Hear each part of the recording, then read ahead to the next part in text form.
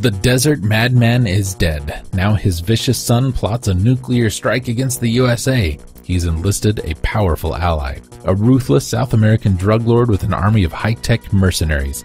It's your mission to take them out. This is Jungle Strike from Gremlin Interactive and Electronic Arts, released in 1995. It's part of the Desert Strike franchise. That's where that first little bit about the desert madman comes from. And this is one of those like helicopter games that kind of sort of is isometric and kind of sort of is strategy and kind of sort of is action, and it's kind of, I don't like these. These are not my favorite game. It is the sequel to Desert Strike, or Desert Strike 2 in Japan. Was originally developed for the Genesis and Mega Drive and was later released on other consoles like the SNES and an upgraded version for the Amiga. The Amiga and other home computer conversions were the responsibility of Ocean. That's unfortunate. While the Super Nintendo version was given to Gremlin. Direct sequel to Desert Strike, bestseller, released the previous year, and second installment in the series. A helicopter-based shoot-'em-up mixing action and strategy. The plot concerns two villains intent on destroying Washington, D.C., which makes the Jungle Strike title a little weird since the first stage is in Washington, D.C.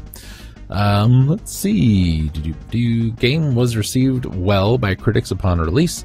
Sega Force reviewed the game and called it a strategy game, commented that it's the greatest game in the genre.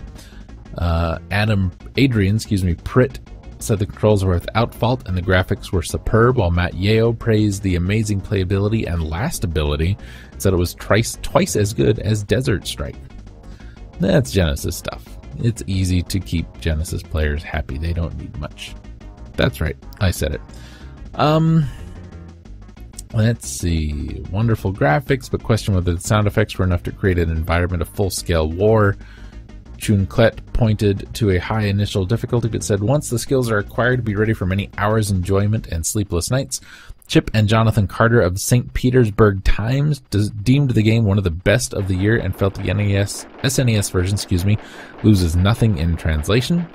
The duo said the Game Boy and Game Gear versions were less impressive due to technical restrictions, but about as good as you can get on a small screen. Here's the thing, I just don't really like these games. GamePro commented on its skillful challenge and variety of locales and praised the Super NES version for retaining the same gameplay of the Genesis version while improving on the graphics and sound. Next Generation reviewed the PC version, rating it 3 out of 5, saying it's just what the doctor ordered for PC owners who feel nostalgic for their old Segas and Super Nintendos. I don't know. I know a lot of people like these. I particularly don't. The one thing I do like is just the terrible, terrible writing, and I think terrible on purpose almost, of the way the plot is presented. It's really, I don't think you can be that jingoistic on accident. At least I hope not.